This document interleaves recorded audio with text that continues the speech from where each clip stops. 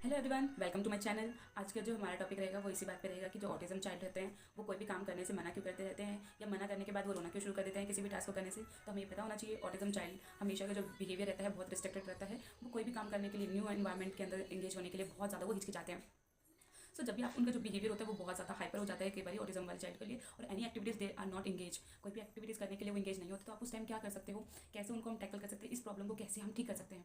Most of आपको एक चीज़ और बता देती हूँ कि आप इस मेथड को यूज़ जब करोगे तो आपके बच्चे के अंदर बहुत ज़्यादा इंप्रूवमेंट देखने को मिलेगा। बट हमेशा पेरेंट्स ध्यान रखें कि जब भी आप इस मेथड को यूज़ करेंगे तो थोड़ा पेशेंस रखेंगे, थोड़ा टाइम लग सकता है बट इंप्रूवमेंट पक्का है। बिकॉज ये मेथड जो है वो साइंस और एनालिसिस के बिहाफ पे, मतलब बिहेवियर को इतनी बारीकी से काम करा गया है इसके ऊपर कि जो इंप्रूवमेंट है वो एक बच्चे के अंदर दिखना कंपलसरी ही माना जाता है। बट हमारा जो तरीका होना चाहिए वो बिल्कुल परफेक्ट होना चाहिए। अगर हमारा तरीका सही नहीं होगा तो हमारे बच्चे के अंदर इंप्रूवमेंट नहीं दिखेगा। एक बात और कह रही पेरेंट्स, और अगेन एंड अगेन कह रही हूँ, पेशेंस रखना पड़ेगा आपको हर एक टास्क के साथ अगर बच्चे के अंदर बिहेवियर चेंज करना चाहते हो।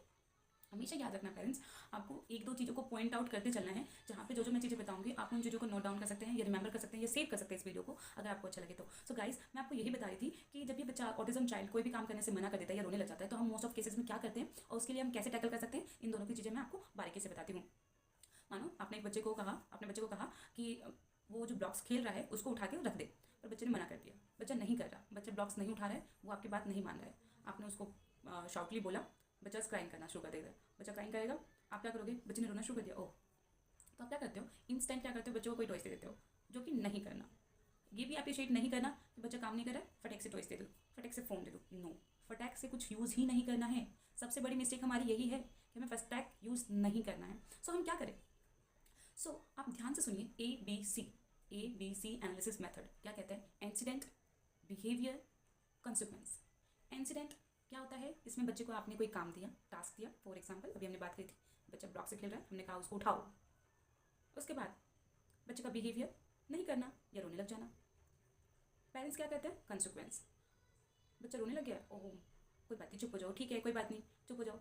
हम उसको क्या कहते हैं, टॉयज दे दिया, उसकी फेवरेट चीज़ें दे दी। तो गाइस, आपने इस पूरी कहानी में क्या समझा कि बच्चा क्या सीख रहा है, आप इस चीज़ को फोकस नहीं करते हो। बच्चे ने सीखा मैं कोई काम नहीं करूँगा तो मैं रोऊंगा, और रोऊंगा तो मुझे मेरी फेवरेट चीज़ मिलेगी, जो कि बच्चे ने गलत चीज़ सीखी। और आप ये कॉन्टिन्यूस बच्चा यही करता आ रहा है और आप इस चीज़ को करते आ रहे हो, बच्चा यही सीख गया है, पर आप इस चीज़ को आप कैसे ठीक करोगे। इस चीज़ का ठीक करने का यही मेथड है आपका। ए, जब आपने उसको टास्क दिया, बी, उसका बिहेवियर हो गया रोने का। अब ये जो बच्चा रो रहा है ना, स्टॉप, वहीं पे रुकिए। बच्चे को इंस्टेंट कोई भी कुछ भी नहीं देना है। बच्चा रो रहा है, थोड़ी देर रो लेने दो, कोई बात नहीं, चलेगा, थोड़ी देर रोएगा, चलेगा। अब उसमें क्या करोगे, आप बच्चे को पिक्चर्स दिखाओगे। पिक्चर्स फ्लैश कार्ड यूज़ कर सकते हो, ऐसे ब्लॉक्स रखने पे रखो, आपको अप्रिशिएट करोगे। या घर में कोई भी हो, ये डाला, वेरी गुड, अप्रिशिएट कर दिया आपने। फिर उसका फेवरेट टॉयज उसको दे दिया जो आप वो उस ब्लॉक्स को डाल रहा है, वरना वो कोशिश कर रहा है, एक ब्लॉक को उठाया, आप बहुत अप्रिशिएट करिए, वेरी गुड, शाबाश, डाल दो डाल दो डाल दो, वेरी गुड, बहुत अच्छा, फैबुलस, हाई फाई, एक डाल दिया आपने, very good, good good good good. ये सारी चीज़ें आप उसको बोल के अप्रिशिएट, एक भी करा, दूसरा नहीं कर रहा है, तीसरा नहीं कर रहा है, बच्चा ज़्यादा रिएक्ट कर रहा है, वहीं पर स्टॉप हो जाइए। आप उसको हाई फाई करके उसको एज एक री ट्रीट दे दीजिए। अब बच्चे ने क्या देखा कि अब जब मैंने एक ब्लॉक डाला तो मुझे मेरी फेवरेट चीज़ मिल रही है। तो बच्चा नेक्स्ट डे भी जब आप उसको ये काम बोलोगे तो बच्चा सेम करेगा, एक ब्लॉक्स डालेगा एंड देन हिज थिंक कि मुझे मेरी फेवरेट चीज़ें मिलेगी।